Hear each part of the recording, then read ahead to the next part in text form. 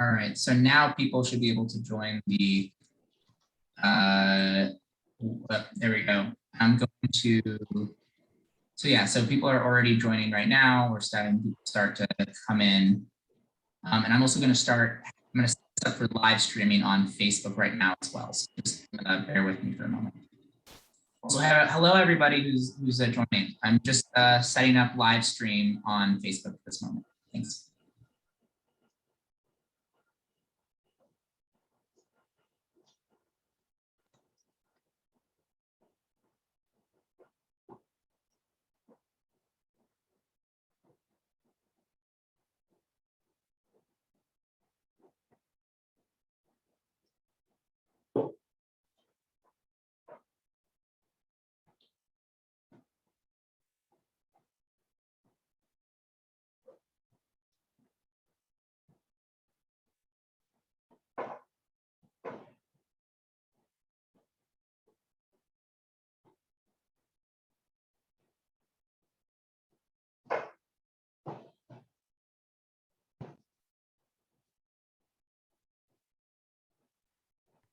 Alexander, will you let us know when we're ready to go?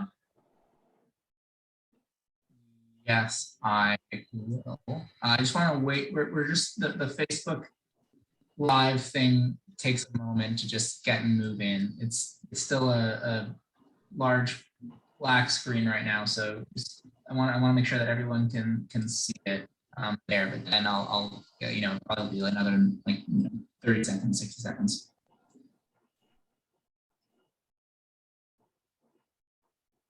Apologies for the delay.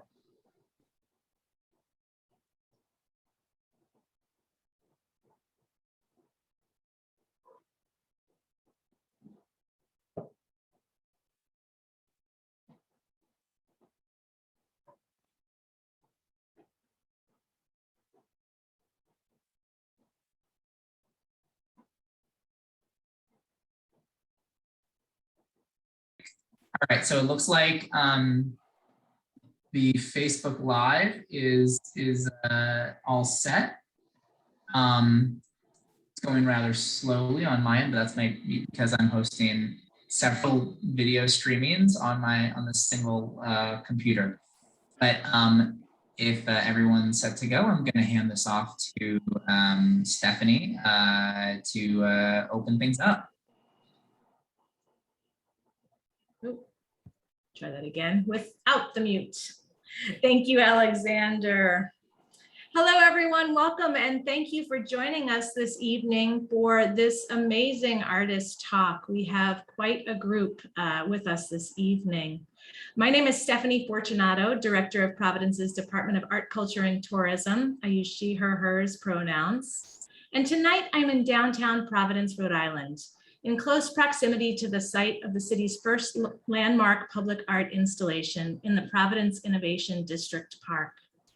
The location where we will install this landmark public artwork has always been a vital site of cultural and commercial exchange. And the Department of Art, Culture, and Tourism, the Art and City Life Commission, and our partners are humbled to have the opportunity to bring an iconic public artwork to this context. Downtown and all of the area that we now call Providence is located on the unceded territory of the Narragansett people. Before we start this evening's program, let us take a moment to acknowledge the land stewarded by the first peoples who inhabited this area. The Narragansett, the people of the Little Point, or people of the points and bays, and the Wampanoag, the people of the First Light, or people in the East. At ACT, we recognize and honor the living legacies of Indigenous people across what we now call Providence for their cultural stewardship and for teaching those who arrived at this land by choice and by force to consider our lifetime within the context of the next 7 generations. The Department of Art, Culture, and Tourism is a small but mighty team of dedicated arts professionals who work here. Lizzie Arujo-Haller, our Deputy Director, Gina Rodriguez-Drix, Cultural Affairs Manager, Micah Salkind, our Special Projects Manager, and Lael Tucker, our Turnaround Arts Providence Director. We also have support from Tim Rondeau and Alexis Keavening. We have 3 core functions within the city. First and foremost, we are the central point of contact for the creative sector. Really the people who are on the inside, helping artists, humanists, cultural bearers, educators, designers, and other creatives navigate city government. We have a role on several of the mayor's interdepartmental cross teams and are engaged in cross-sector partnerships regularly with city partners and those beyond.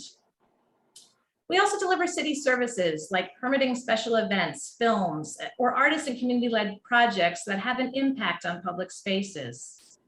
And finally, we use arts and cultural strategies to animate our civic spaces. We work with partners, so many partners, to make live performance, public art, learning opportunities, and more available in our public parks, schools, libraries, municipal buildings, recreation centers, public spaces, and municipal buildings.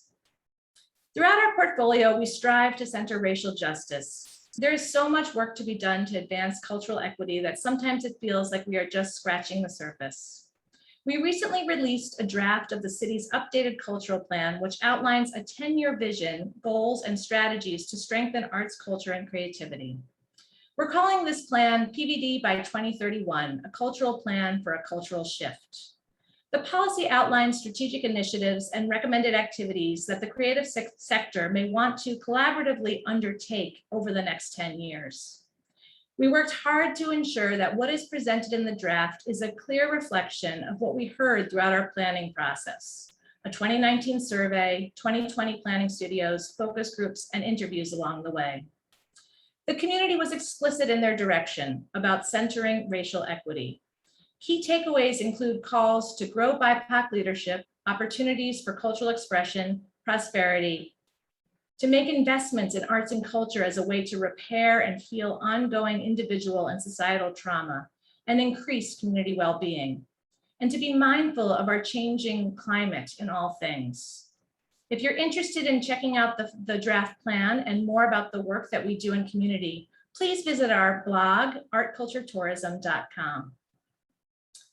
I wanted to take this opportunity to share that context and to make the link between cultural planning and this evening's conversation with the shortlisted public artists, because ACT really began the work that led us to this moment back in 2009, when we released that first cultural plan, a plan which included a community call for us to activate a latent mechanism to fund public art. A call that was actually begun by generations of artists, arts advocates, champions, and creative bureaucrats before us. So in many ways, this commission is really an expression of policy and action.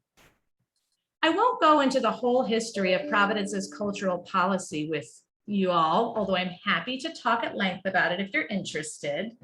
But back in 1980, the city of Providence adopted the Art and City Life Ordinance.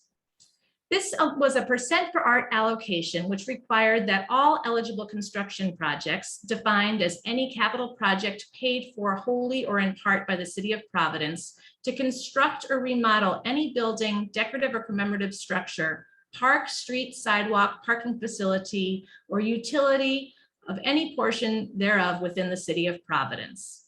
And the call was to dedicate at least 1% of total project costs to public art. Now, this kind of program is not unique to Providence. According to something that I read on Seattle's webpage, the nation's first Percent for Arts program was created in 1934 as part of the New Deal program, President Franklin Delano Roosevelt spearheaded. The Treasury Department section of painting and sculpture mandated that 1% of a federal building's cost be set aside for artistic decoration. That program lasted less than a decade and was disbanded in 1943. In 1959, Philadelphia became the first city in the US to pass a Percent for Art ordinance, and more cities followed. So today there are about 400 Percent for Art programs across the country. The state of Rhode Island has had legislation in place for several decades, and that is administered by our colleagues at RISCA. Those projects may be familiar to many people. So back to Providence, where we've had this ordinance on the books, we began to take the steps in 2017 when Mayor Alorza created the Art and City Life Commission. This was a body called for in that ordinance to oversee the application of the Percent for Art. we gathered that group of commissioners that first year and tried to navigate how we would go about applying this ordinance and making those resources available to our artist community. That quickly led to the creation of a public art master plan, which outlined that process and the goals of ACT Public Art, the city's public art program. This same time coincided with plans for the city's first CIP, community improvement plan, that the first plan that the city had in decades to make investments in our physical infrastructure. It was really the first opportunity to apply the ordinance. And in 2021, we are taking this historic moment, it's a real moment of civic pride, and investing a total of $1.125 million in public art. This pool of money includes not just the landmark public artwork that we'll talk about tonight, but sidewalk tattoos, odes to Providence that you'll be seeing over the next year. These are small poems, small love, I keep thinking of them as love stories to Providence by writers that will be installed as the city repairs sidewalks throughout the neighborhoods. So in that public art plan, we decided to outline some of the public art goals for each of the projects. And we determined that a landmark public artwork, a signature iconic public artwork that would be cited in the downtown area, prominent visitor and prominent sites for visitors and destinations for locals as well.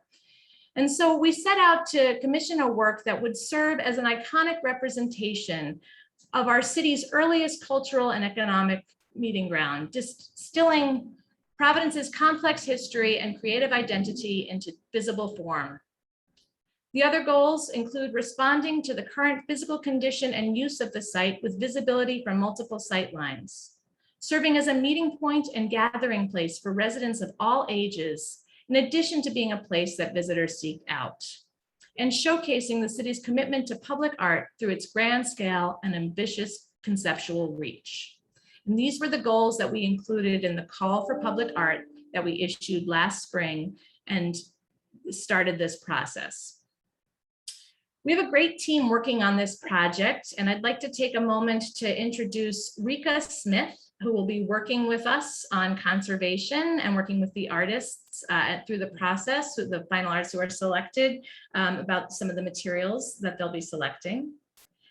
Alexander Golub, who is our public art manager for this project and for the sidewalk projects. And of course, Gina Rodriguez-Drix, the public art manager extraordinaire and cultural affairs manager for ACT. And at this point, I'd like to invite Gina to talk to us a little bit about the design. Gina?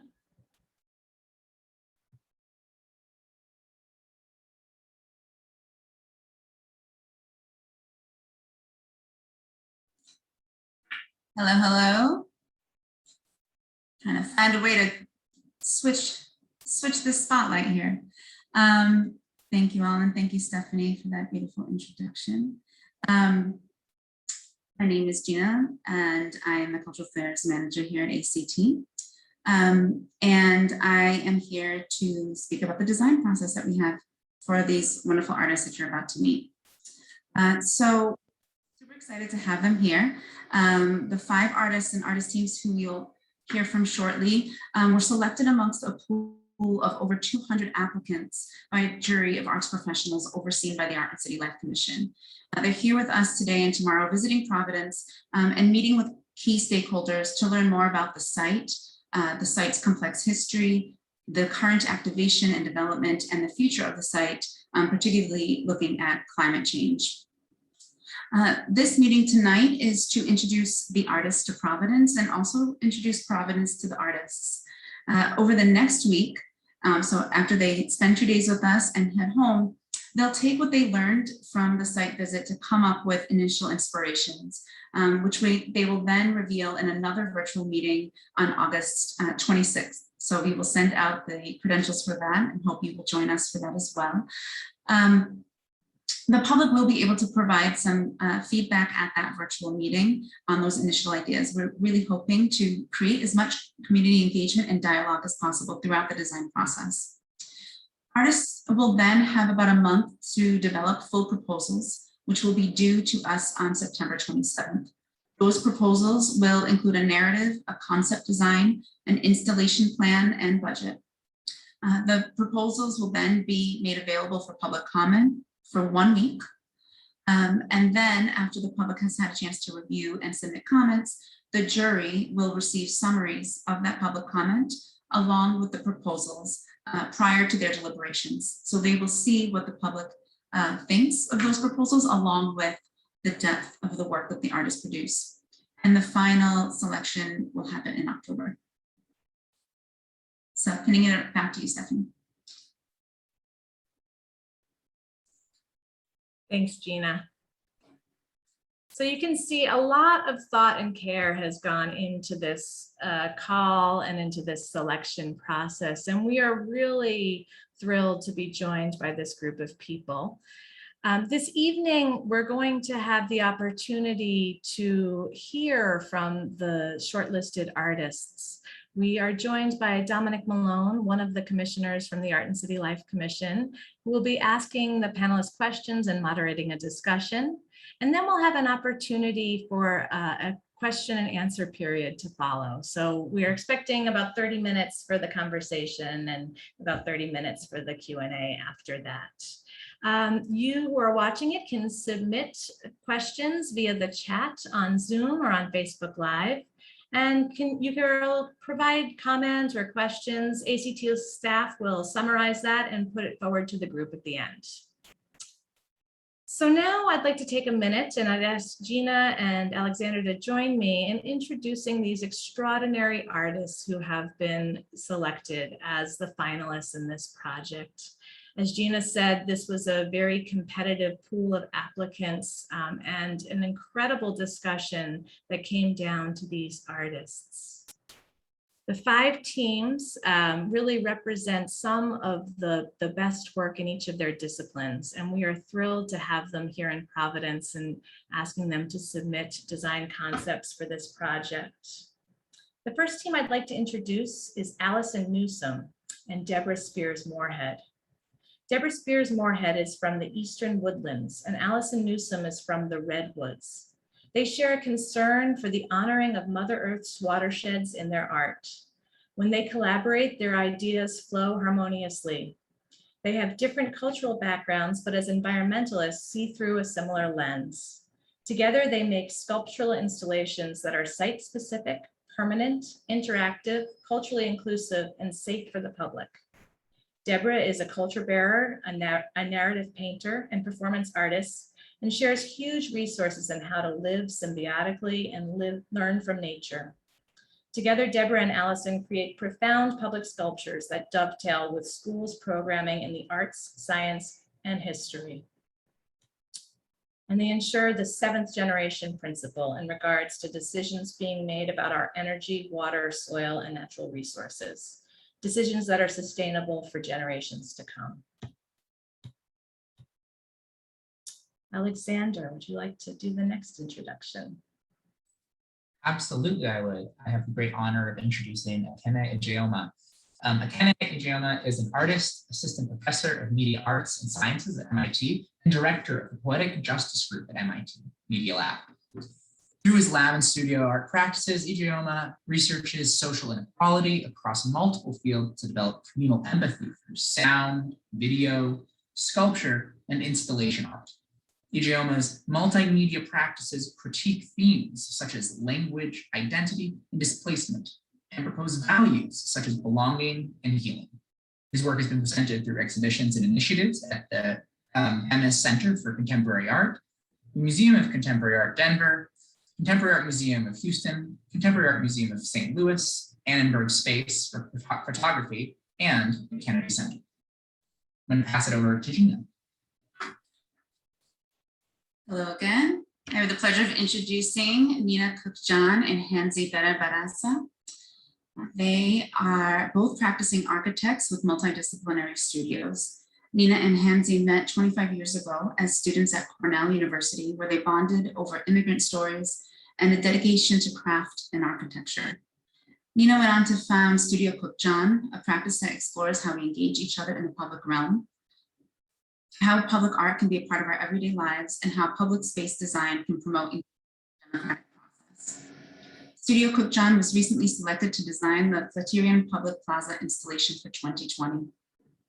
The public art installation was on view from November through January 1st, 2021. Her winning design for the Harriet Tubman Monument in Newark, New Jersey will be unveiled in the summer of 2022. Congratulations. Hansi practices in Boston and Providence and has been a faculty member at RISD since 2002. With Anthony Piermiani, she founded Studio Goose Architects and the nonprofit BR+A+CE Brace, where her focus on social responsibility plays out in both private and public projects. The self-initiated installation projects in Boston, Big Hammock and Tilt Down Fence, activated otherwise underused spaces with sculptural forms that created community spaces in the middle of the city. And back to Stephanie. Thanks, Gina. It's my pleasure to introduce Rose B. Simpson, a mixed media artist whose work addresses the emotional and existential impacts of our collective humanity. Her work revolves around the figure as proxy, from matriarchal or androgynous ceramic to attire, performance, and custom cars. The insertion of self into a hyperpresence manifests an empathetic ease. Simpson comes from a tribe famous for the ceramics its women have produced since the 6th century AD. An apprentice to her mother, an acclaimed native artist and cultural preservationist, Simpson grew up expressing herself in 3 dimensions. After 3 university degrees, including an MFA from both Rhode Island School of Design and Ceramics and the Institute of American Indian Arts in Creative Nonfiction, Simpson continues to inspire her practice from her studio and car shop in northern New Mexico. A bold innovator, Simpson combines her inherited tribal belief systems with high art concepts and apocalyptic science fiction forms. Gina? I have the pleasure of introducing Saree Makonnen, who is a multidisciplinary artist, curator, researcher, and cultural producer, whose studio practice threads together her identity as a Black mother, birth worker, and daughter of Ethiopian immigrants. Makonnen primarily focuses on migration and intersectional feminism, using light, shadow, reflection, fractals, embodiment, movement, and collaboration as materials. Her intention is to create a spiritual network around the globe that aims to recalibrate the energy towards something positive and life-affirming. She has exhibited at Art Dubai, UAE, the Momentary, Bentonville, Arizona, National Gallery of Art, Washington, DC, Park Avenue Armory, New York, Untitled Art Fair in Miami, and 154 London. Recently, Makonnen's light sculptures were acquired by the Smithsonian National Museum of African Art and published a book titled Black Women as and Living Archive. So this evening is an opportunity for our community to get to know these artists and for these artists to get to know our community a little bit better. And we are so honored to have an Art and City Life Commissioner who will take the lead of moderating this conversation tonight. Actually, I want to give a shout out to the Art and City Life Commission, to Xander Morrow, our chair, and to the committee who really spent many, many months developing this call and the others.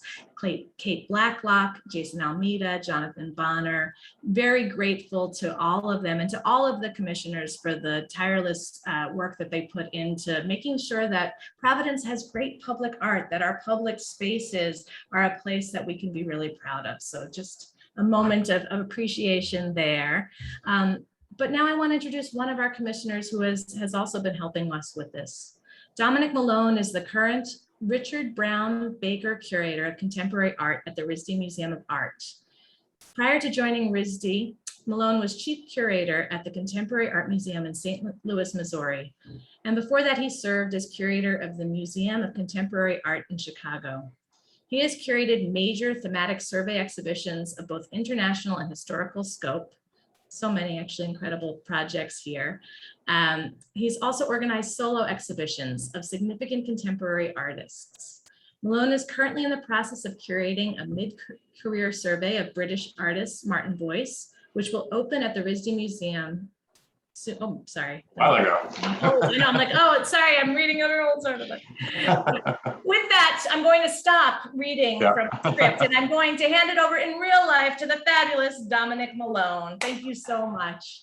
Thank you, Stephanie. I will rely on you guys to let me know when to pivot towards Q&A, but I am really honored not only to be moderating this panel, but to be a ACL Art and City Life Commissioner. I grew up in Chicago, and I feel that so much of my appreciation for art and life comes from the extraordinary cityscape that's charged by public art in that city, and it's something that I am really privileged to be helping Providence develop in its way. So I've developed some hopefully pretty open-ended questions to kind of draw out some maybe general observations about public art and how our panelists kind of see their role in it, see contemporary art's role in public art, but also the city of Providence as well. First question I have is actually one that my wonderful Nancy Prophet Fellow at the Museum of Maury Benton helped me draft, and is one that I think is really interesting in terms of art and its relationship to a community, which is what are the ways in which you honor and accept community engagement? How do you factor it into your working process? I know one of the things that will be essential to the development of this landmark project is a cooperative and collaborative relationship with the city of Providence, with its citizens, with the people who this work is for. So I'm very curious to hear from the panel what their thoughts are on that relationship.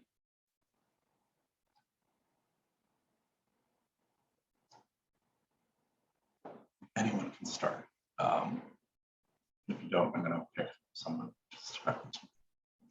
We'll jump in, and I think first of all, hearing everything that the commission has been doing just over, it sounds like more than a decade, this project has been in the works in terms of taking into consideration the feedback from the community in different ways, right? So in terms of the larger planning stages, but as we get closer to actually actualizing a project, really hearing what the different stakeholders in the community find important, because different people see their cities in different ways, and really understanding how those things overlap and how we can take that into consideration in each artwork that we produce. So really listening to the community is important, sitting back and listening as long and as deeply as possible before coming up with any ideas.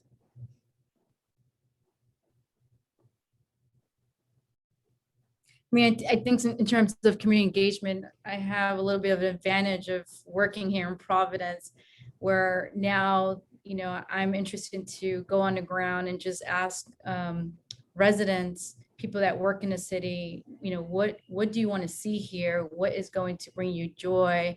Just to begin to have individual conversations with people, to kind of humanize this process. And that's what I think engagement is to really get on the ground and talk to people, and then to begin to synthesize. And, our partnership is to materialize those conversations and for it to evolve, with the process, with the community feedback.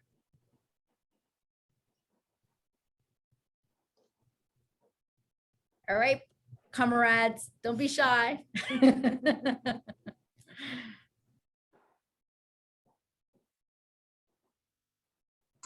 mean, I think you guys answered that well. I don't have much to add other than the fact that my practice is very community oriented. So yeah, I plan on engaging with those who are on the ground. And specifically for me, I've coming from working as a birth worker and a doula, social worker background, all kinds of things.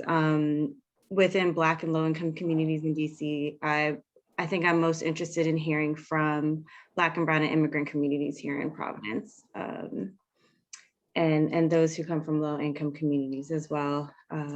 Just because I think this came up a lot today, but we're talking about visibility and making sure that those who don't feel like they're being seen or heard or reflected in what the idea of Providence is, and in this city should be the forefront of what we base our designs on. Yeah. Yeah, I think those were great comments. I would add in the context of my practice, and also in what we heard earlier today, which included the histories of Black and Brown people in Providence, as well as that in relationship to also the environmental history here. A lot of the work I do is actually to tie those sort of histories to contemporary life, and to really look at what that means for today, like what that means for at the human level, what that means at the individual level, and tie that to something collective. A lot of the previous artworks and ongoing artworks we've been developing have been participatory works, which means a lot of the work can't exist without the public participating in the work somehow. So I'll be sort of looking for a way to do that with this project as well. I echo exactly what he's saying. Okay, unmute myself. Echo what he just said. I believe that you have to find out who the stakeholders are, and that would be the community. I just finished a community mural with a nonprofit called the Collective, and what I did was I had them meet me 2 or 3 times to get their idea of what they wanted to communicate. I wanted to make sure that their voices were heard.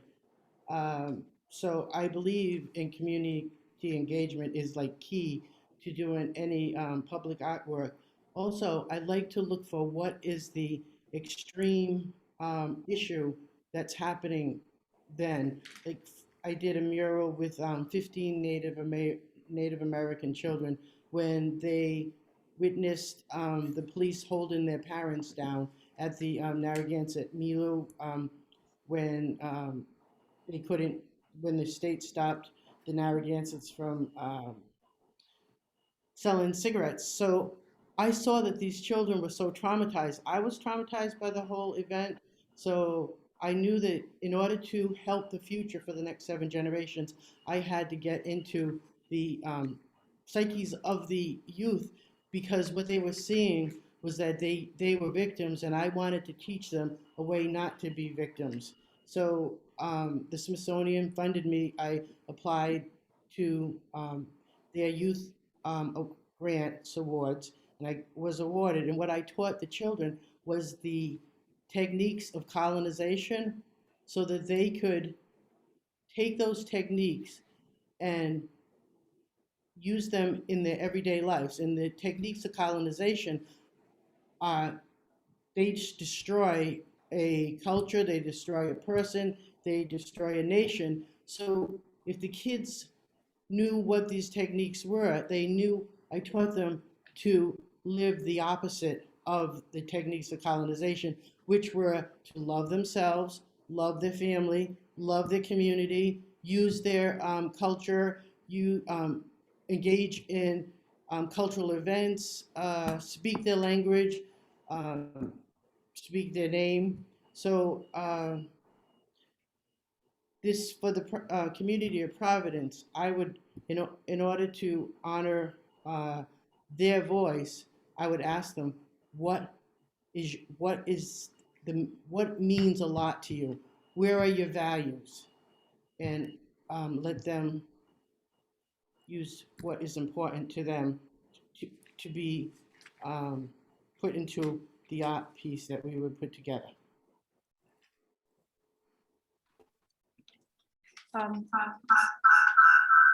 To turn it off now. So, I don't know if this is working. How does it go to me?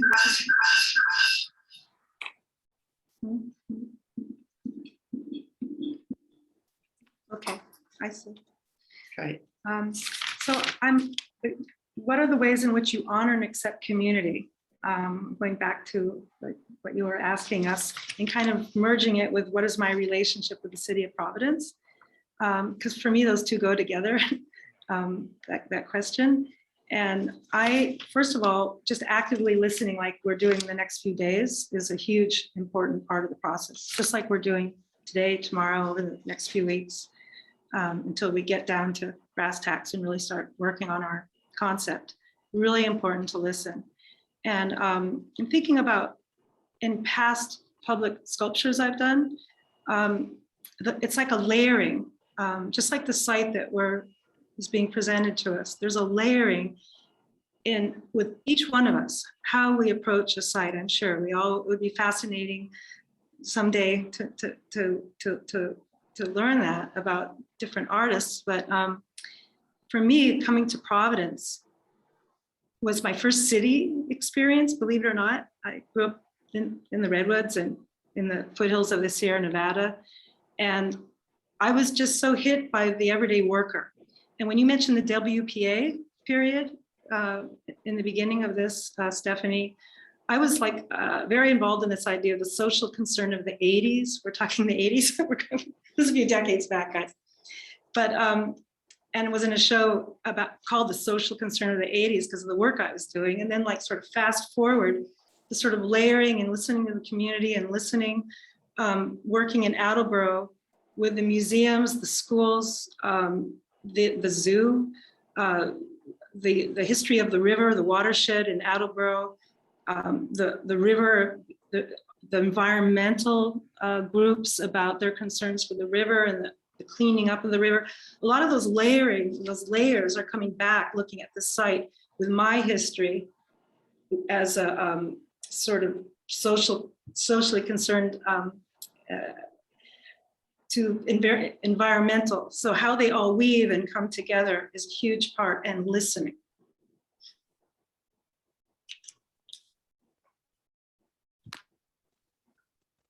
Hi.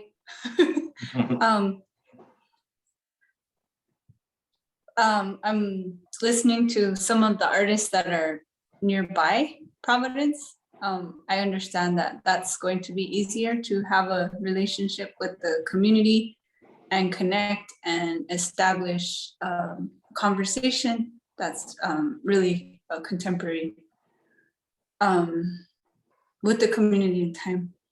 I think that with what's happening in our world right now, it's challenging, and we have to be innovative to figure out new ways to communicate and to build conversation. And so, you know, I'm located in northern New Mexico, and I feel like, you know, these 2 days of being here and connecting with this place and hearing from the amazing presenters that we're getting to hear from is really spectacular. But it will be a challenge for me to try and identify what is vital to express on behalf of the community. And, you know, when I think of that, I feel like some of the elements that we're engaging are not just, you know, contemporary issues, but historic and into the future, multidimensional and multiracial and multicultural, and it's so complicated. It's such a multifaceted thing that I'm excited, you know, for my own investigation into what's possible there, but I also know that's incredibly challenging. So I look forward to that process. I'm wondering if people have had experiences in terms of maybe past projects, but in terms of, one of the things we speak about, a community, different communities, there are obviously going to be folks who have a vested interest or kind of are aware of something like this, but what are ways that one can access folks who might not be aware, but whether it's social media or other kinds of in-person ways of bringing people together and illuminating them about works and engaging them and drawing them into the process. Just wondering if there's past experiences you've had or other, whether as a practitioner or as a participant.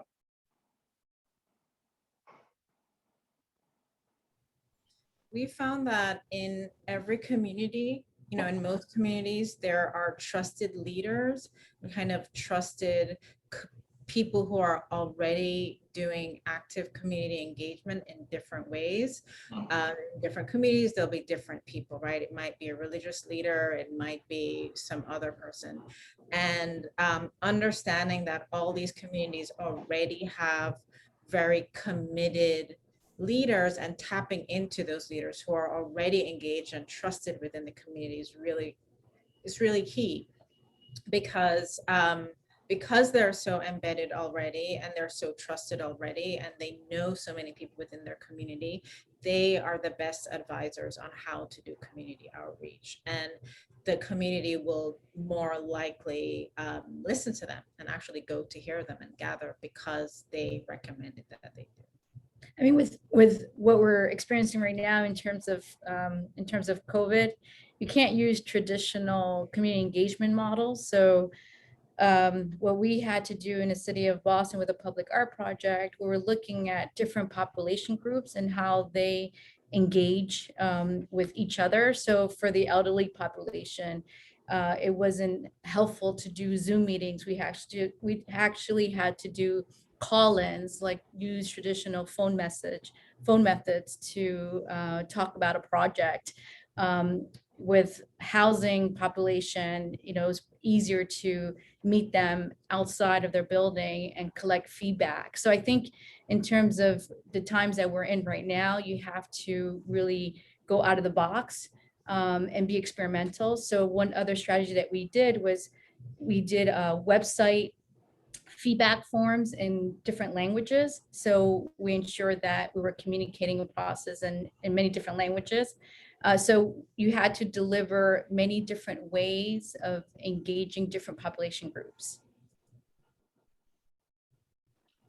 Yeah, I would agree with that. We've, as far as listening to leaders as a way to sort of filter the many issues of a community.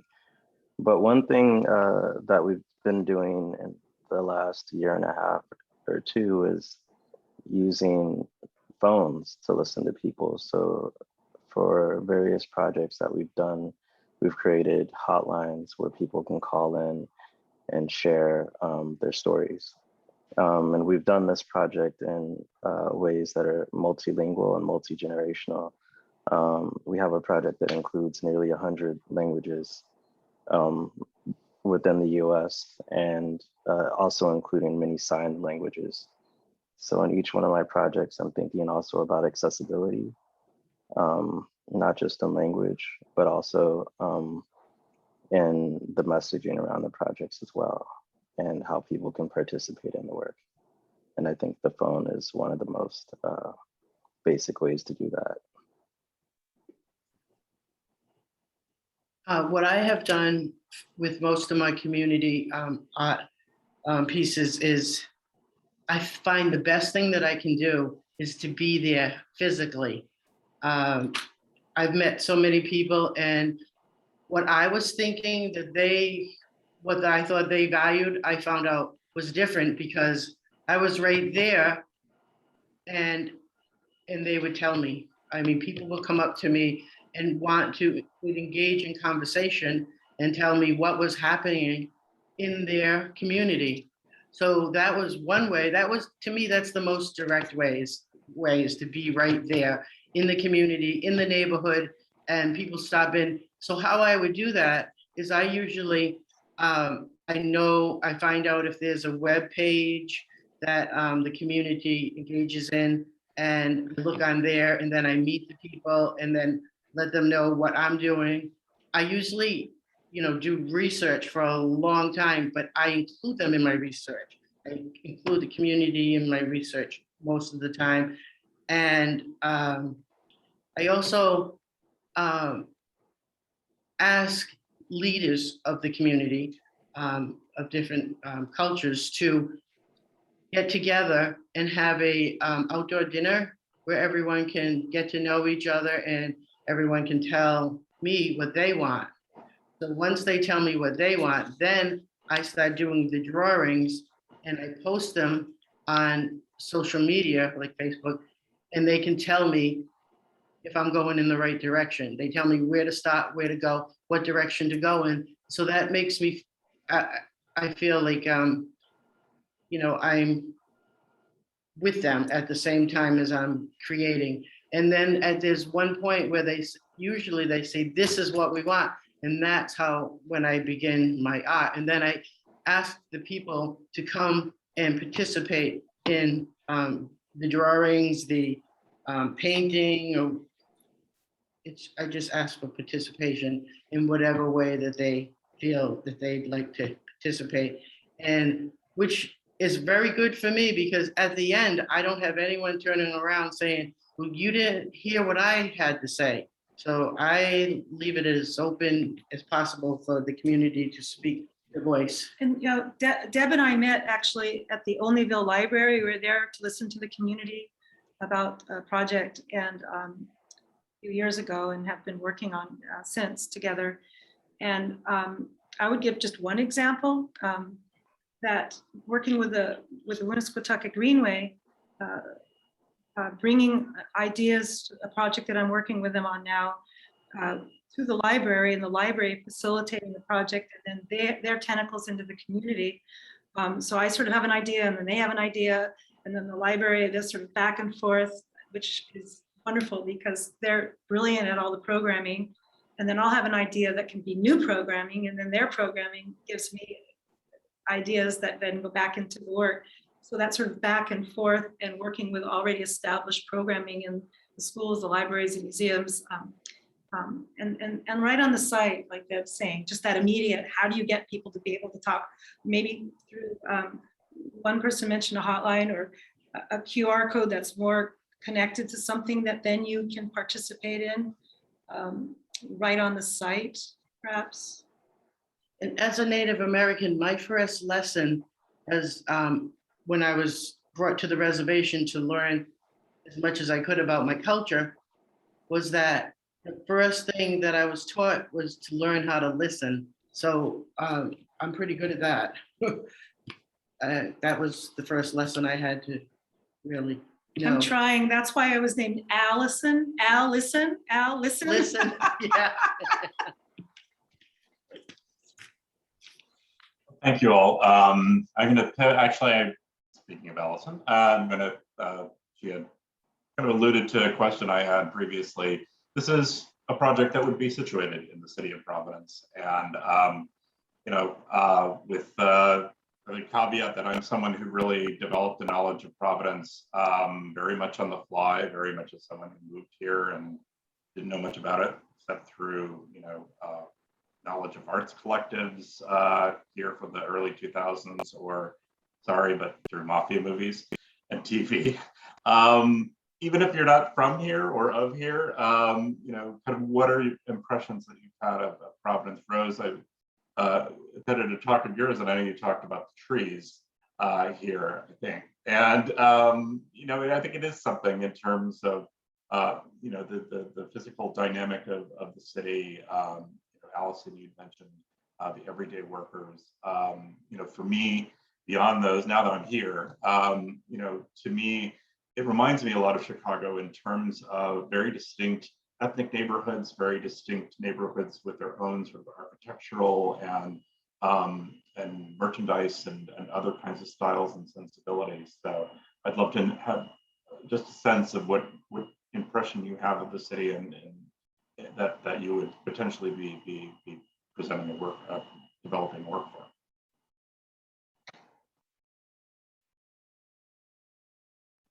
Okay. For me, Providence is home. My ancestor, Master Sawyer, introduced Roger Williams to Canonicus and Maya Tonomi. So for me, my feet are rooted into this land.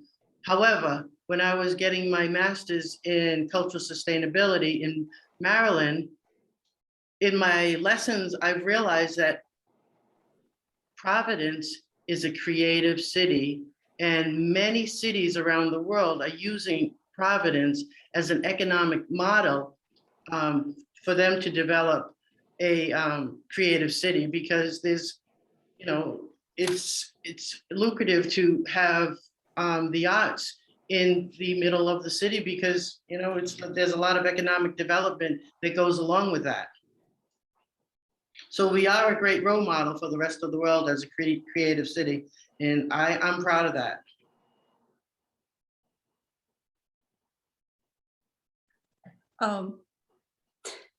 Hi. One of thinking about the last question, one of the main challenges, I think, for me, when I start thinking about opinions or general issues with a community, or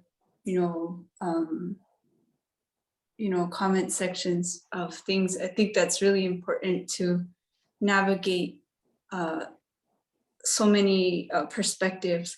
I think often about the core issues. So like I think we often sort of swirl around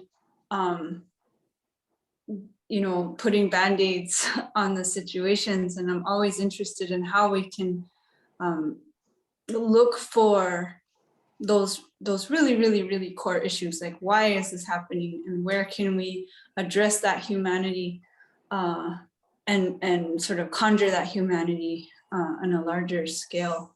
And it's challenging and it's difficult to do well, I'm sure.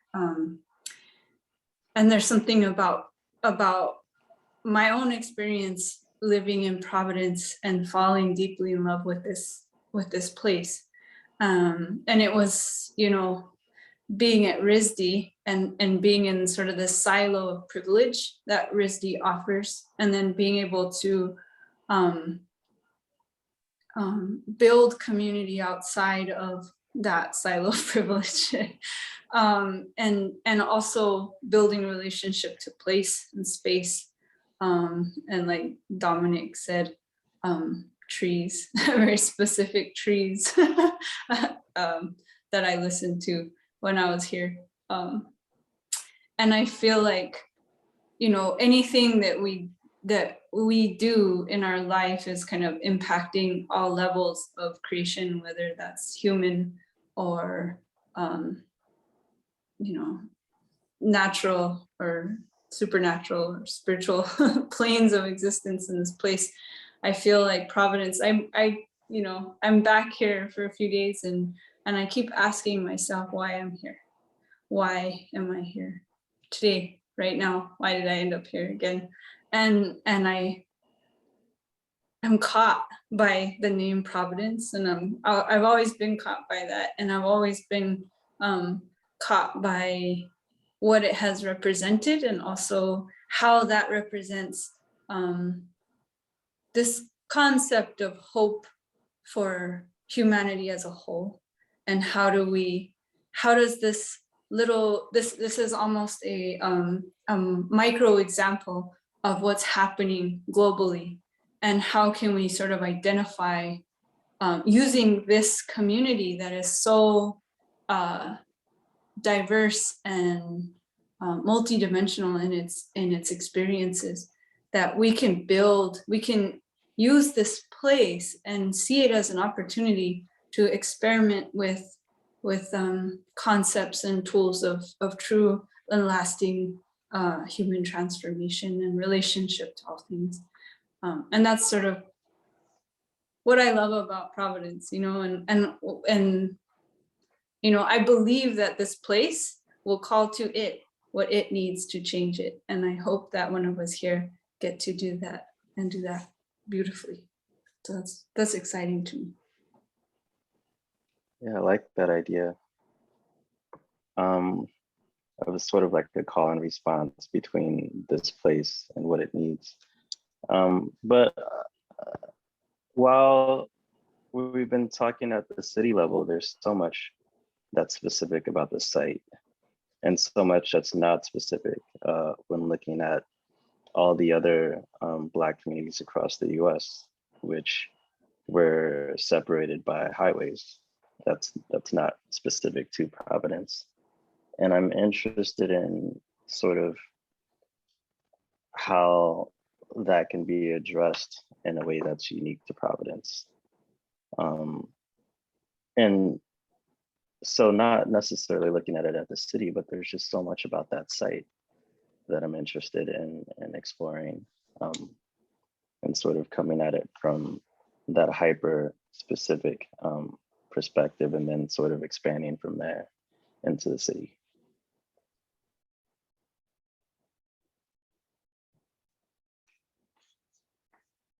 I want to maybe pivot towards, oh, sorry.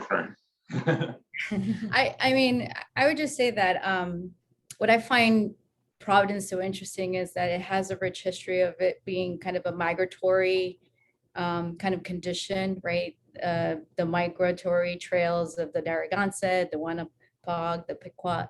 And if we look at it, you know, moving forward with industrialization, it was a great hub of like immigrant communities, you know. In terms of population, I think of it as a Latin quarter, you know, 44% Latino lives here. It has a very good, you know, population. It sits between New York and Boston, you know, so it's a center of like innovation. With all that innovation, there's also, I see it, certain vulnerabilities, right? So you have 5-6 universities here in terms of research and development, but with progress and development, you have displacement. And so those vulnerabilities is how do you move forward with the future, knowing that this is a transitory, exciting place, but to preserve those that have been here and have built the city, right? With that labor. And so, you know, I think those are the potentials, but to acknowledge its vulnerabilities as well.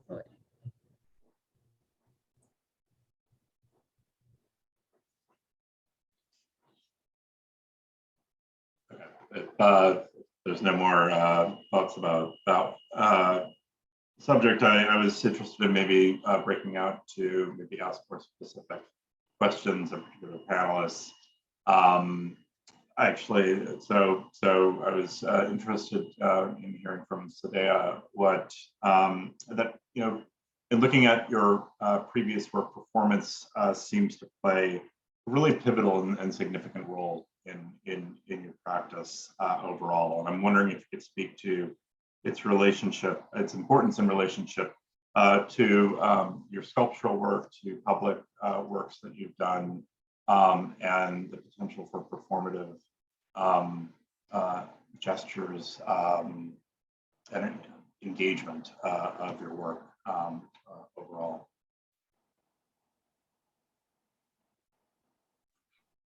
Sure. Yeah, like it, I forgot who introduced me, said, it was Gina. Yeah, I have a multidisciplinary practice. So I create objects, installations, textiles, but I tend to, they're never complete for me until I perform with them, activate them in performance.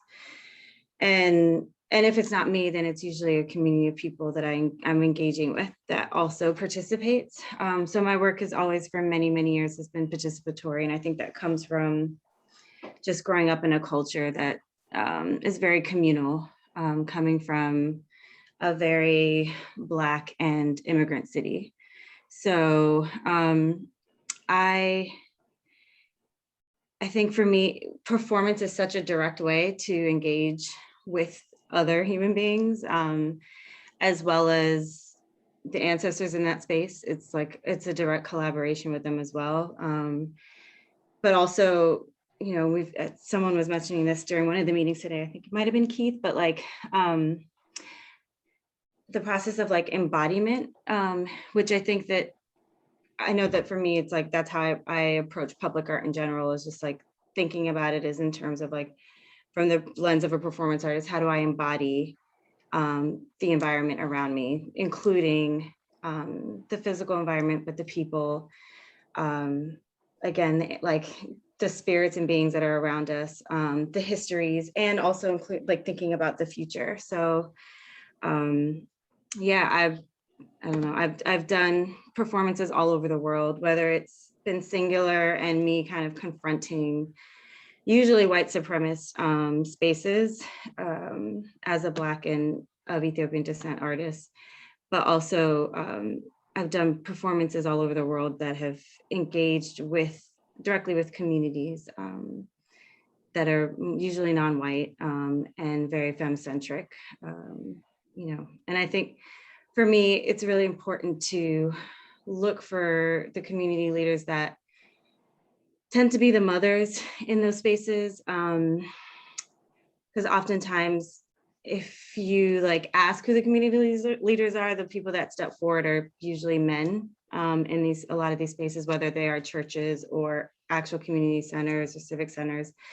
I like to dig a bit further because usually the person who's actually holding everything together is the groups of mothers who are taking care of the children, who are taking care of the elders, who are actually keeping people safe in the streets, who are at the forefront of movements, whether they're social justice related, climate justice related.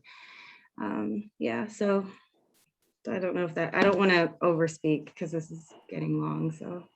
No, that was actually, I'm really glad that you brought up the notion of embodiment and the kind of notion of human scale, because I think like, we have such a conventional understanding of public art as something that has kind of monumental scale that really establishes a power dynamic between you and it, and you and whomever put it there. Right. And so I think it's really important that you brought up these notions of scale, and how that plays into, and the embodiment, and how that plays into the relationship of whomever it is from the community in relationship to that presence that will be this public work of art. I want to because of this notion of performativity and engagement, I kind of want to reach out to Studio John about a project that you've done, the Point of Action project, and I thought that was really intriguing. I'm wondering if you could elaborate on that. Obviously, you can't see it, so it's maybe not ideal, but if you could speak to that within your own practice. Yeah, so the embodiment was absolutely important in that project in particular, but in really all the projects I do. Specifically, I think about how people will be engaging and moving through any space or installation, whether as an individual, whether you're walking through on your own, or as a group, kind of collectively. And that particular project allowed people to engage on both scales.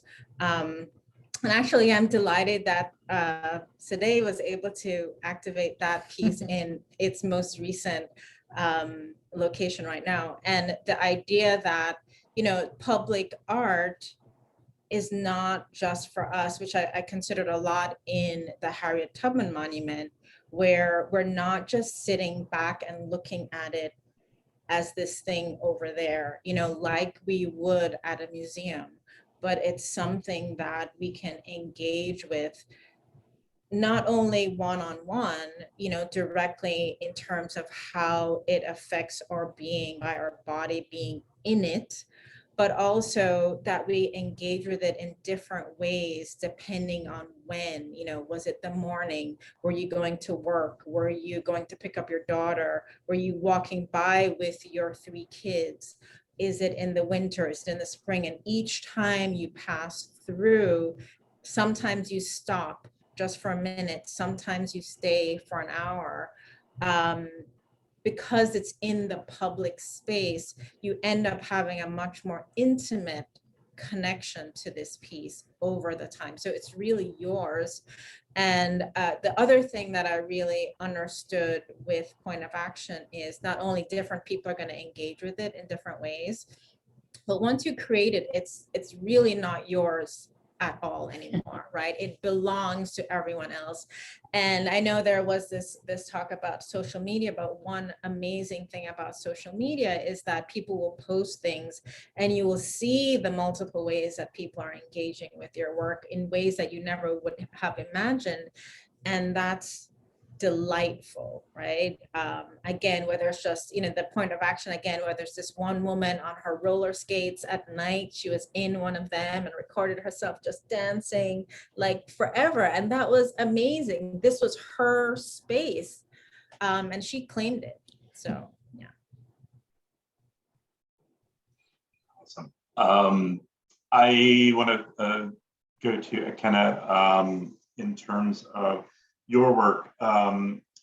It seems that a number of your projects have engaged both light and sound to kind of phenomena that have not only visual but also can have these very physical properties to them. I'm wondering, in terms of, you could speak to kind of how it's been to work with these kind of materials in a way that are perhaps a bit tricky in terms of a public setting, particularly sound, I would imagine, in terms of managing and controlling that and shaping that for public sort of interface.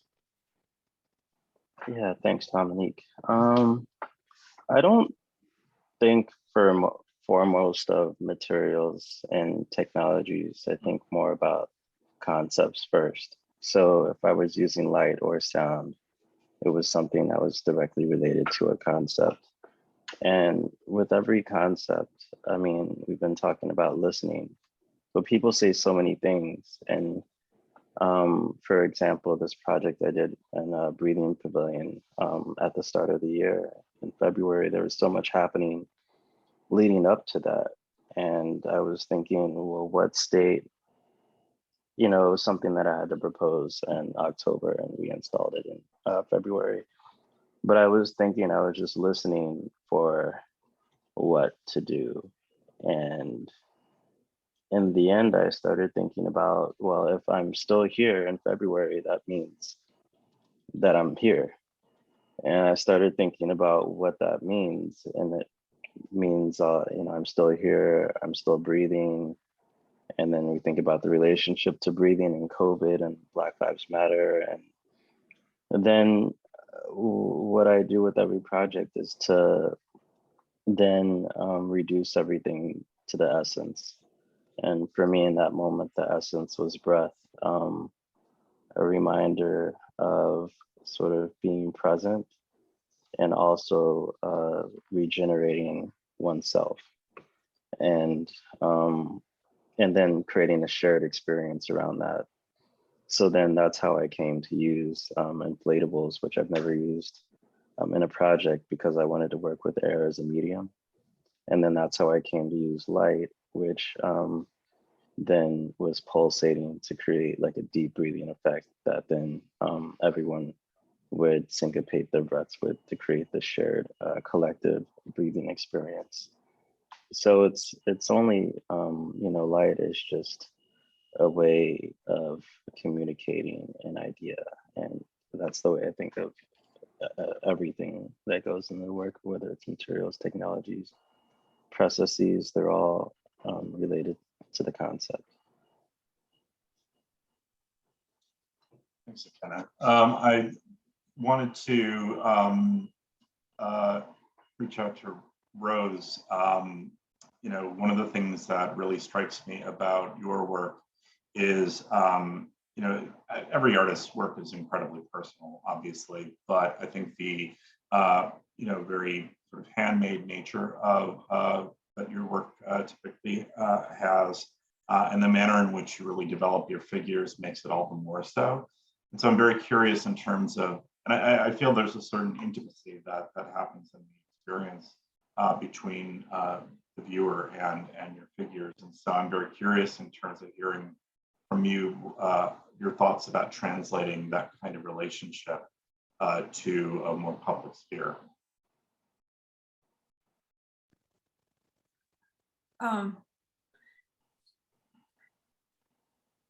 Thanks for that view of my work. I really liked that idea of the essence of something and finding the essence of that.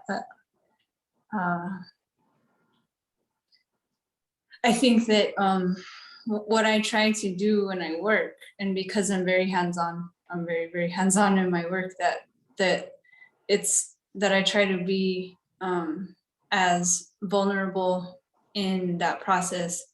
And that vulnerability is about sort of identifying and sharing that core humanity.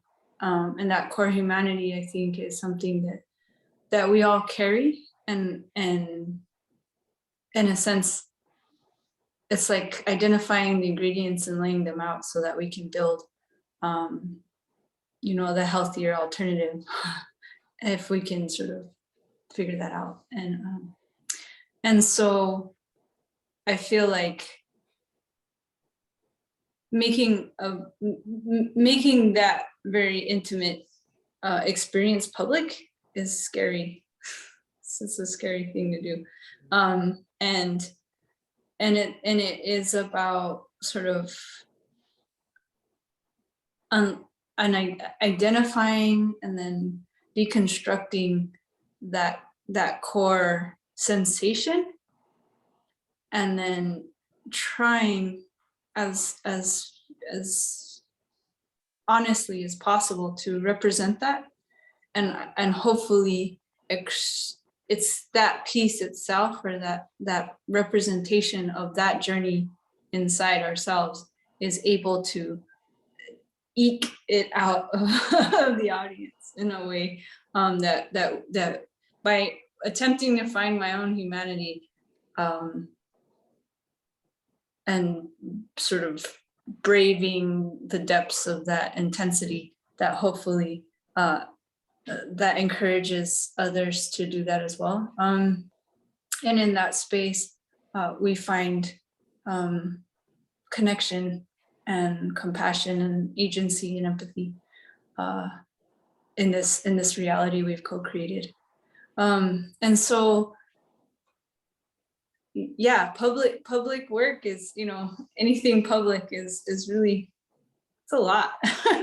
And I feel like there's a lot of responsibility in something like this, that then, it becomes, like people have been saying, it becomes part of the identity of this community. It becomes part of the identity of this city, of this place. It even becomes a part of the natural environment for the birds and the wind, and it changes the light. And so that's a big responsibility. So where do you find within yourself, the audacity to represent that? It really is it's scary and it's intimidating, and it's it feels dangerous. Like how vulnerable can you be with something large and this monumental in the scope of history and influence? It's really intimidating. Does that answer your question? I don't know. That's true. Thank you. And then last but not least, and after this next question and answer, we'll do a Q&A with the folks assembled here who aren't on screen. But for Allison and Deborah, Allison, kind of separate questions. Allison, I'm kind of interested in how you feel. You've done a number of projects over the years in the realm. Kind of curious if you feel they've changed in any particular way, and changed based on the different experiences, the different perceptions that works have had over time.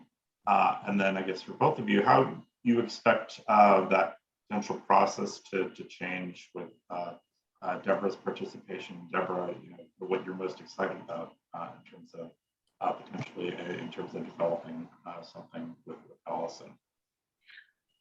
Thank you. That's a great question. So the work has definitely evolved over the years. I feel like I've done a lot of work in different mediums, but the constant has always been environmental issues. The concern for the environment, sort of from my foundational years, I referred to in the 80s, but that was a while ago. We're not like in 2020 now. So I would say for decades, been a very serious environmental artist. And art, I feel like, artists reflect society. And sometimes we look back 10 years later, when we look back, we'll be like, that was really was truly reflecting what was going on. And I feel like the evolution and how my work is transitions from different materials is this sort of connectedness, this idea of the language. Now we talk about placemaker, we talk about landmark. Those are different words than 30 years ago. As a teacher and educator, when I teach up at SMFA and up at Harvard, et cetera, whether it's kindergarten through community college, when students are talking about installation art, that's what's being taught. That's what's happening. And I feel like we're evolving as a society, as individual artists. Students are given a whole room now for their thesis projects. They do the ceiling and the floor and the walls. It's reflecting how finite our planet is, and that everything's connected and just something on a pedestal. Or so I feel like my work has evolved from sort of object-oriented pieces that were collected decades ago at museums to more work that's connected. Honestly, I'm more excited now to see what's happening on green roofs.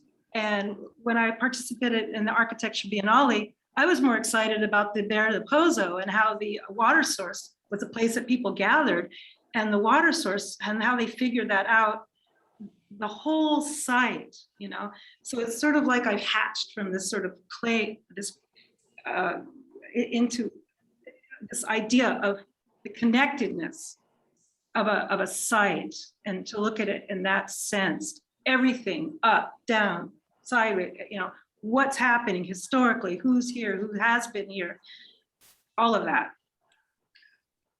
And for me, when I think of this piece that we're putting up, I think of the 400 years that have gone by.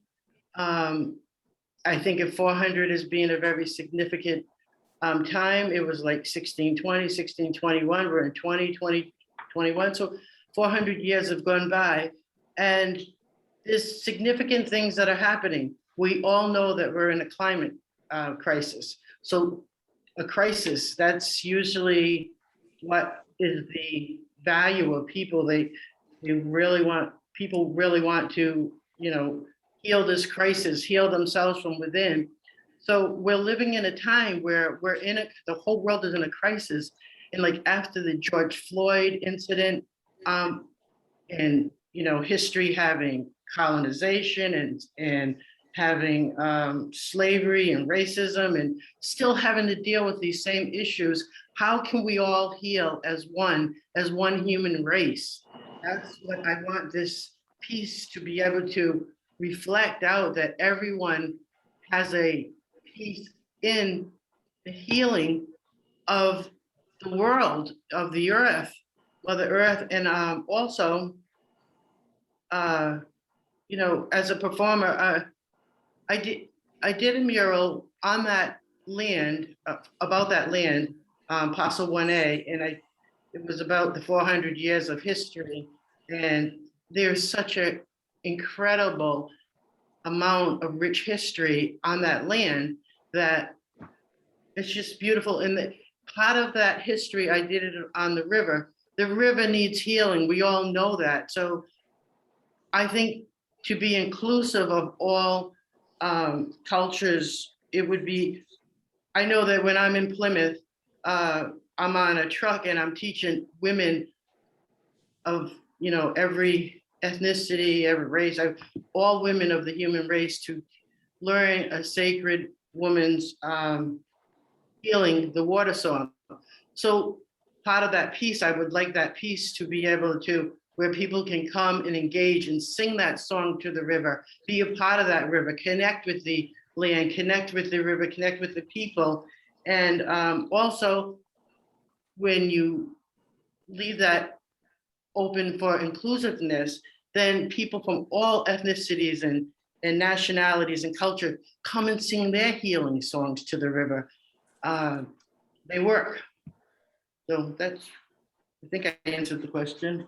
You have. Thank you, Deborah, and thank you for ending this segment of the presentation on such a wonderfully helpful note. I'm going to turn it over to other folks who are with us tonight to their questions for the panelists. But it has really been, I thank my panelists for doing such an incredible job of, I always feel like I'm so much better off as being a curator than, say, a talk show host. So thank you so much for making my temporary kind of like talking headness go really easily. Thank you, everyone. Thank you. I'm going to get over to Gina. That's good. Hello, everybody. Thank you so much, Dominic, and thank you to all of the finalists for a beautiful discussion. We have some questions coming in both the Q&A function and the chat, so I'll do my best to alternate between the two. The first is from our friend Janaea Kizzy. In response to what Allison had said earlier about seeing Providence, the question is, what was the first thing you all noticed about Providence, visually, communally, the vibe here? What struck you? This is directed to me. It was a little waverly there. Could you just say it one more time?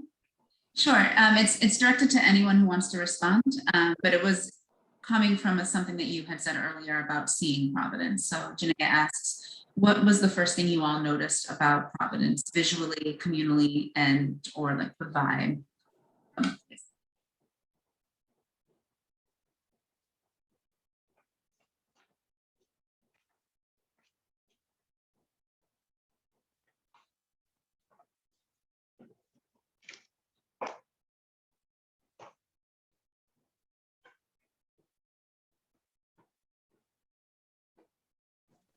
I can answer.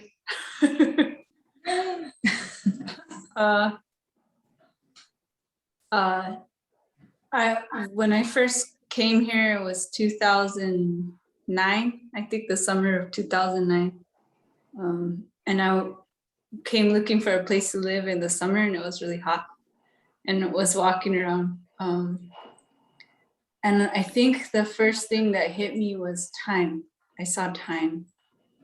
I saw time in decay.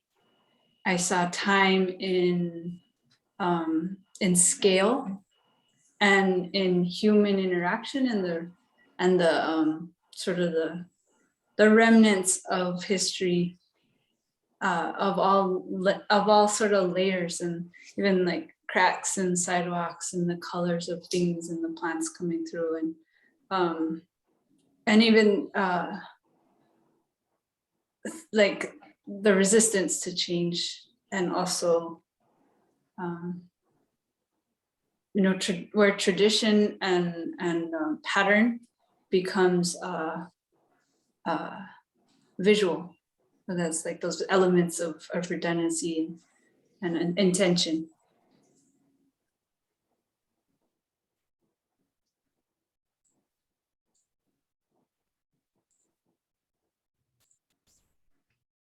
I mean, what was so prominent about Providence is this amazing river, right? This like river that is very unique to the city.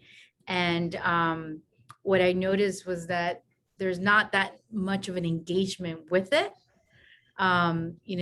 Probably you start getting more engaged as you're going to the train station, but I just, and you have, annual kind of performances that occurs along the river. But I think this, the river as a natural and historical site is so significant to the geography of a place. So I just thought it was really beautiful. It was like the little Venice in Providence.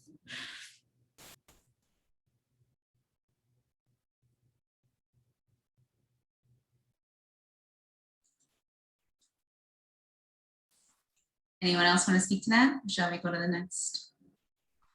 Oh, I was just going to say my introduction to Providence was right around the same time as Rose in 2009, because I briefly lived in New Bedford when I was giving birth to my son, and I was living amongst like the Cape Verdean community. It was Cape Verdean and Wampanoag community that out there, and we would frequent Providence. And I think what I'm grateful for at that time is that my intro to this city was not through the lens of what I think many of us who grew up in the United States believe is that like the New England area is like very white and there is no history of indigenous people or Black people or people of color. And that wasn't my intro to Providence was very Black and brown. And I appreciate that. And then also seeing like the disparities in the neighborhoods of the people who look like me that live in, which, I mean, that's nothing new. That it's kind of like what Ken said earlier about highways used as like a division of neighborhoods that Black people live in. It's all over the United States. But yeah, that was my, and I also can't shake just this is something I always feel when I come to the New England, like upstate area is just how present slavery still is here, in the architecture, in the air. And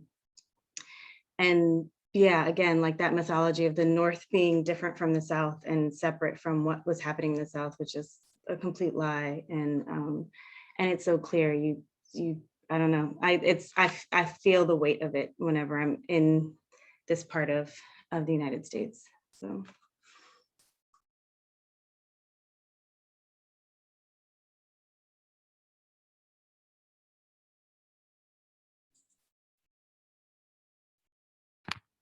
When I first came to Providence, I saw pockets of different ethnicities. There was, a group here, a group here, a group here, and a group here. And then in the center was I.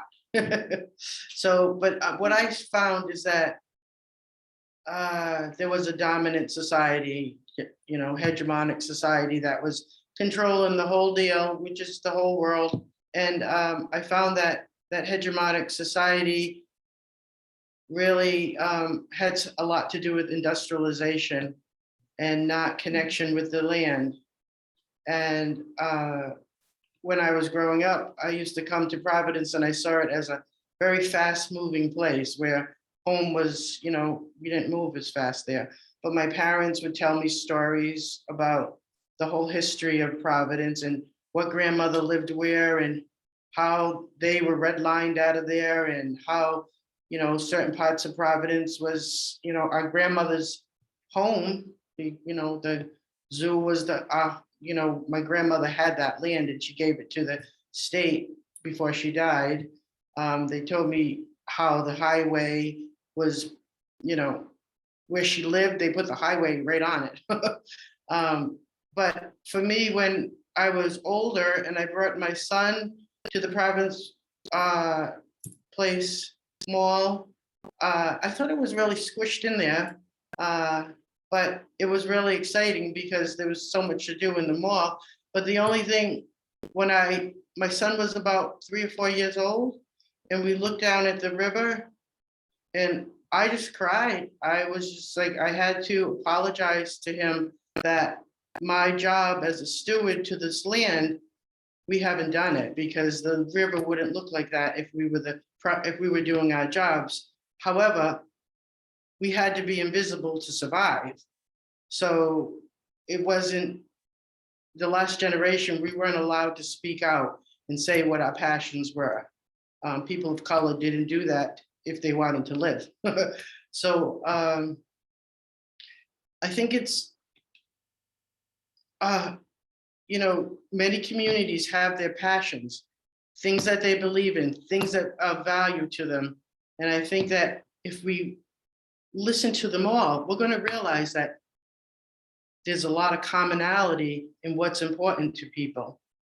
So Providence has a lot of good things, I think more good than bad, but I really do want that.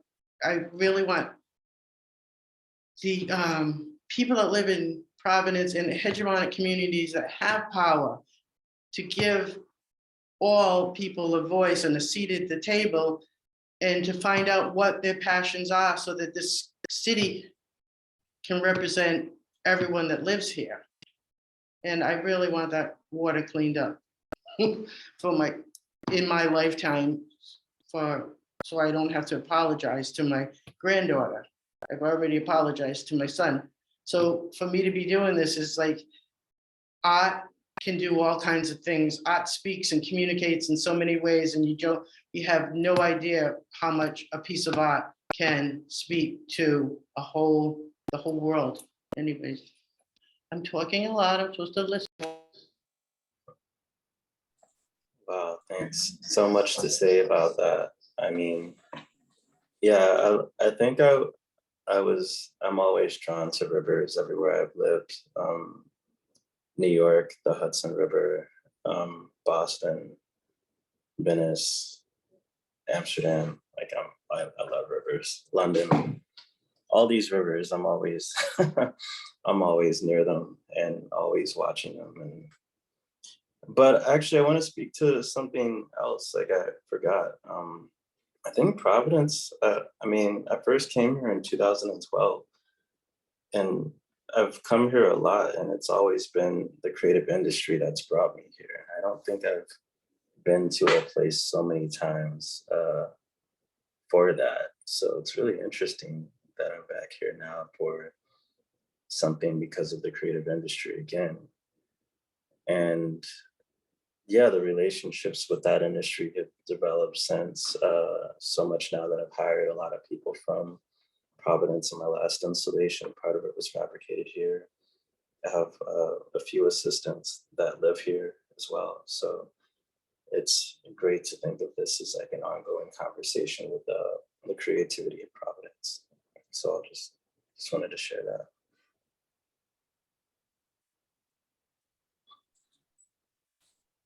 Love it. Thank you all.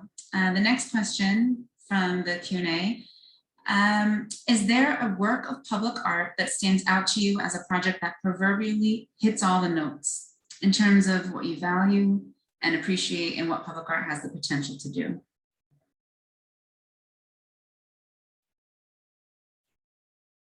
Can you nail it to one project? I can. I admire the African Burial Ground Memorial. I think it hits all the grounds. For one, it was a commission that was given to Black architects, Rodney Leon and Aries. I think it's Nicole Holland. She's like an old colleague of ours.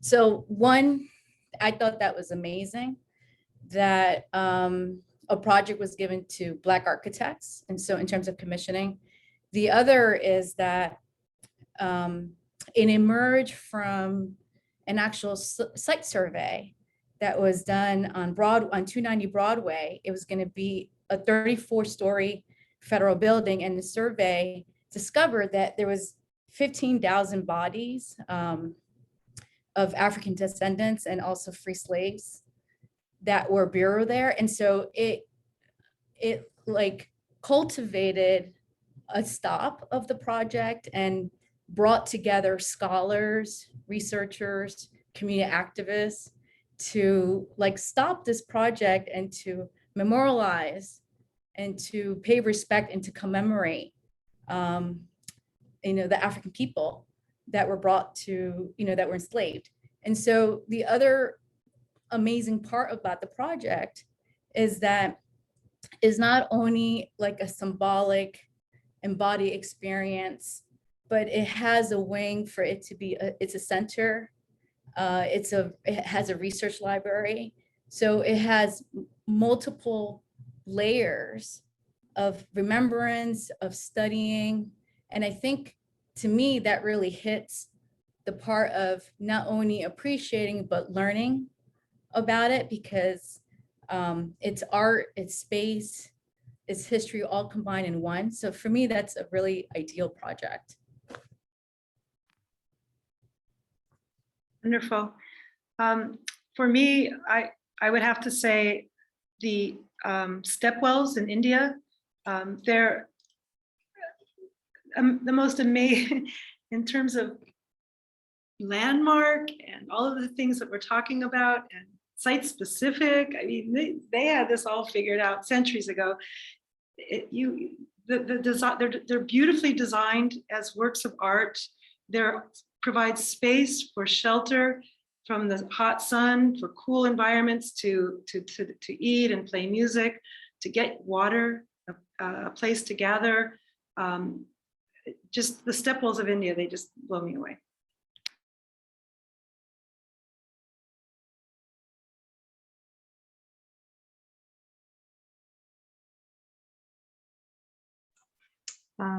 It's hard to choose one, but if I had to, I'd go with something more recent, contemporary, but based off of West African design, which is Simone Lee's brick house that was on the High Line.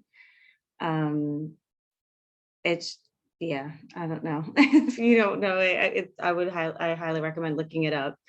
It's the first of its kind, at least seen here on this side of the water. And it references architecture from Benin and Togo, and it's this large scale body of a Black woman that hovered the High Line for over a year. And I don't know, it's the shit. It's just like, it's epic. And also she's a ceramicist too, which is mind blowing to me that she could use a material that comes from the earth. Clay is really hard to work with if you've never worked with it before. It's one thing to make like a pot or a cup, but to create that building size of like a body or, of a sculpture is wild. I can't even imagine like the kiln that, or several kilns that she had to use to put that together. So yeah, to me, that's, I guess, my current favorite, and will be for a while.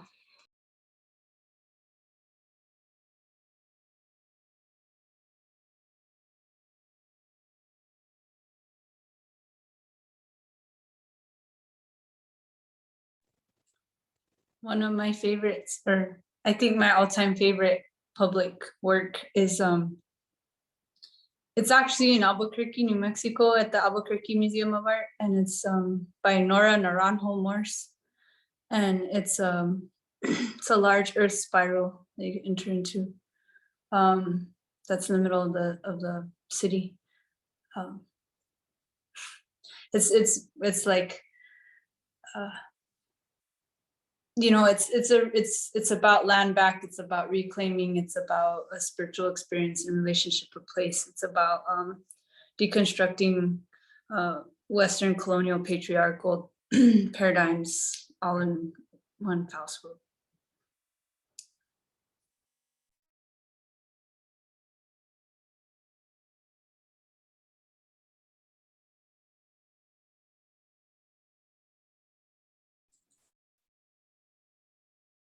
Thank you all.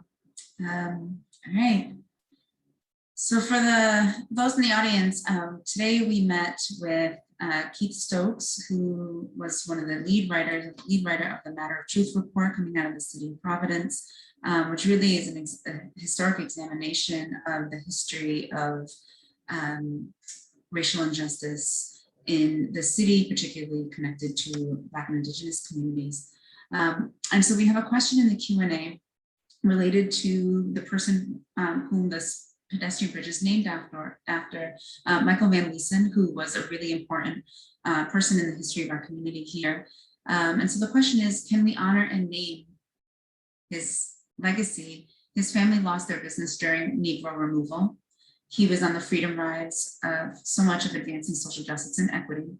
Can we name it and ask the artist how your work will relate to this? So relating to, I believe the question is broadly this legacy and the connections to Negro removal, but also Michael Van Leesen, and who's the bridge is named after him.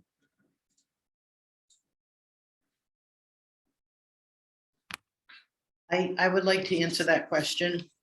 I knew Michael Van Leesen, and to me, he was a person that was a great role model. I would love to walk in his footsteps and have to be known for what he's known for. He's known for a man who has changed so much and advocated for people of color. And he is known to have left Providence a better place. So what more could you ask for than what he has done? And I am so, I don't know what the word is, but I'm just so happy that this bridge is named after him, because to know him and to know that this bridge is named after him is just, you know that Providence got it right. They definitely got it right by naming the bridge after him. All I can say is great things about the man. And I would love to walk, in his footsteps. I think he honors all his ancestors. He honors the 7 generations coming up. His life was a work that he worked for everyone. He advocated for everyone. He was just a beautiful person, beautiful soul. And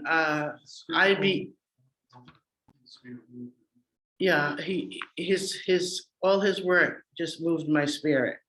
And I'd be honored to have my artwork be anywhere next to his bridge. So, yeah.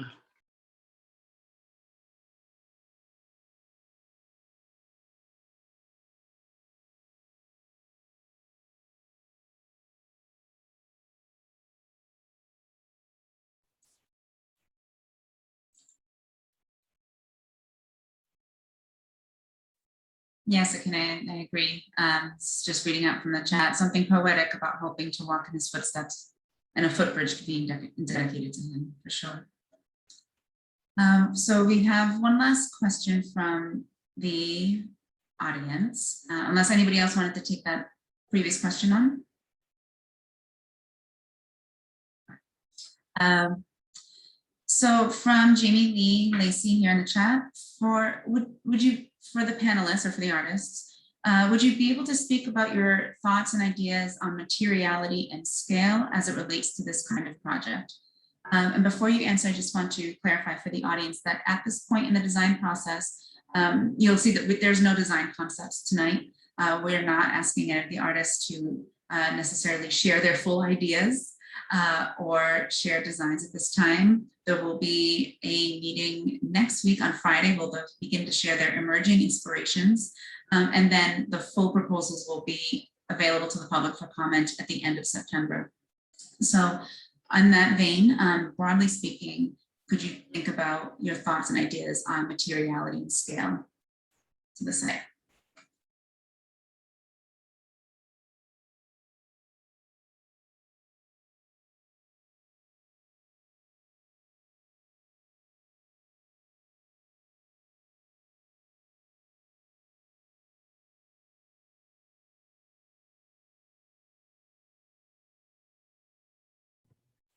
I don't know that I'm necessarily answering the question, but I think Kenny mentioned earlier that very often,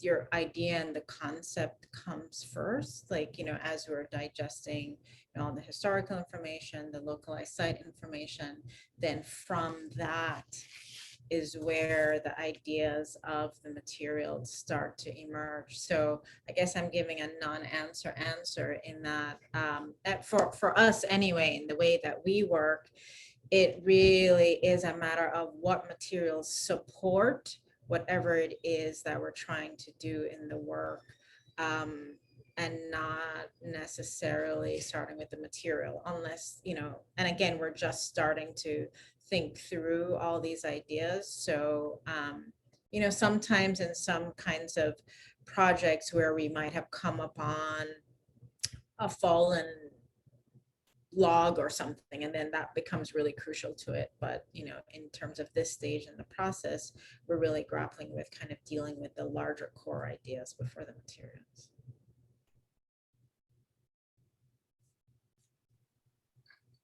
Yeah, well, this question, both your response made me think about, well, I don't know for me personally what material or scale, but I'm more so thinking about presence. We've been talking about sort of making the invisible visible, and I'm thinking about how to make these things present. We've been talking about embodiment, and I'm thinking about what presence means for anything. If we're thinking about something that is both dedicated to a person or dedicated to a land, my largest concern is how to give that presence in that space.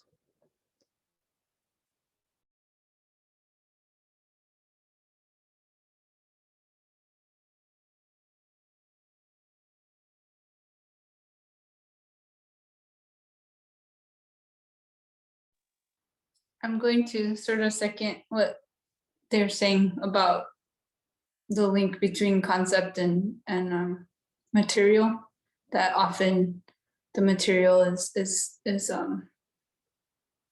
meets the concept, and the materials that we're well versed in using are generally because that's our language, our familiar language. And so, I feel like the concept is going to,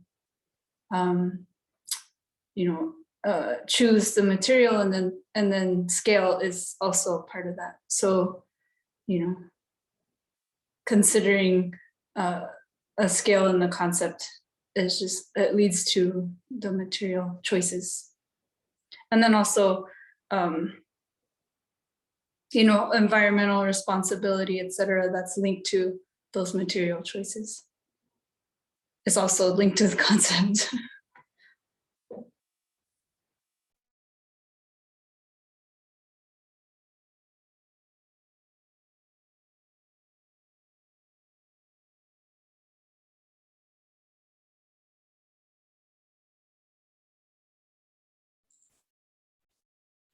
All right, Sadeh, Allison, and Deborah, want to take a stab at that, or no pressure? Just ask. Okay, yes. For me, just speaking of materials, I'm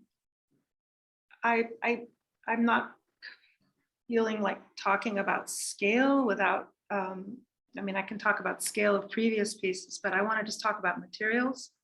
For me, it's so important that they are not toxic to the environment, and that they're recyclable, resilient. They have to educate the materials themselves. I'm sorry, I'm doing this right now. Every sip of water is just hard for me, but this is all I have right now. But this material just sickens me, okay? So leave it at that. Materials, for me, are all about educating people about the environment.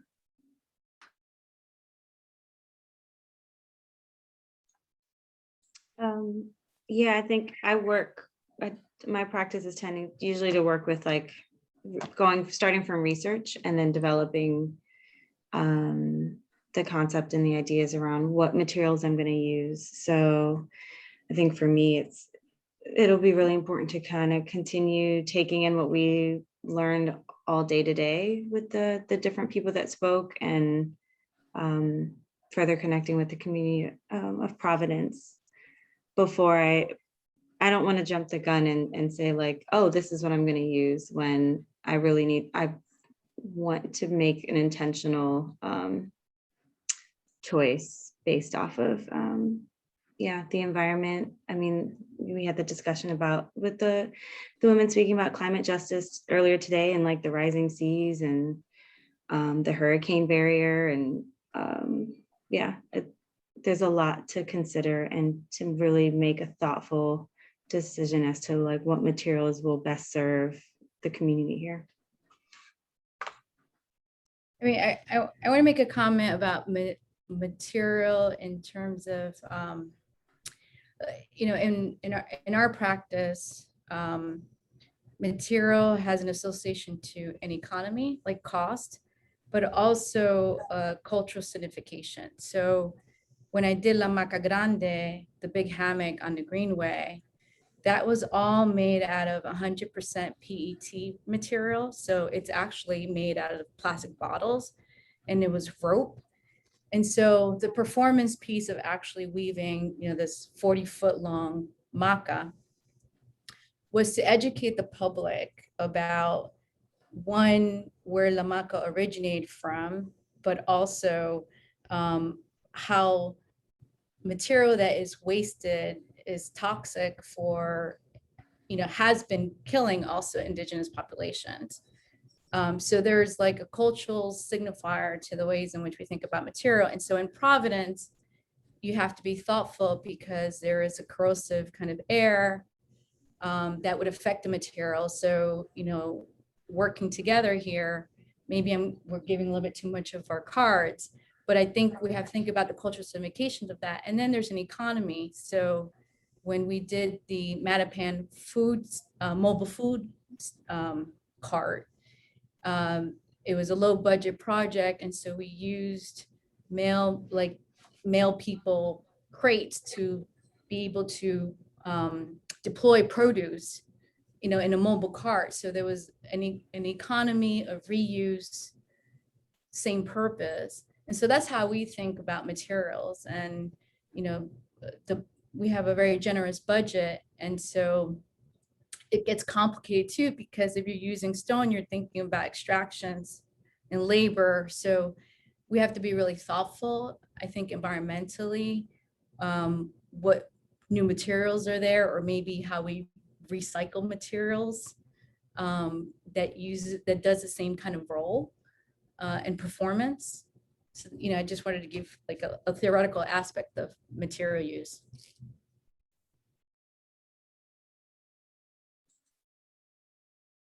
Beautiful, thank you. So just wanted to, again, thank you all. I think we are coming to a close here. So thank you to all of our panelists. Thank you, Dominic Malone, for facilitating and curating this conversation, moderating for us tonight. I want to give a shout out to all of us on the ACT team. Thank you, Stephanie Fortunato and Alexander, for holding it down behind the scenes here. And to all of our visiting artists, thank you so much for being here with us, for being willing to be a part of this crazy experiment of us taking you to a bunch of places and talking at you for hours today.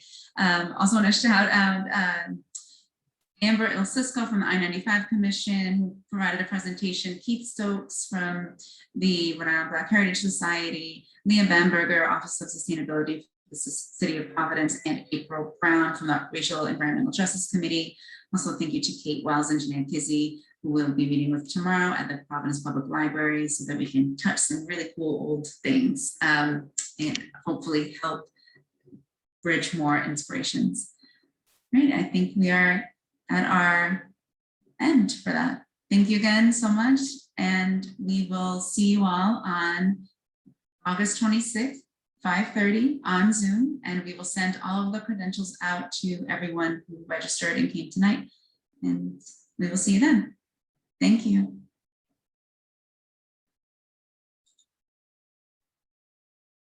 Thanks so much, everyone.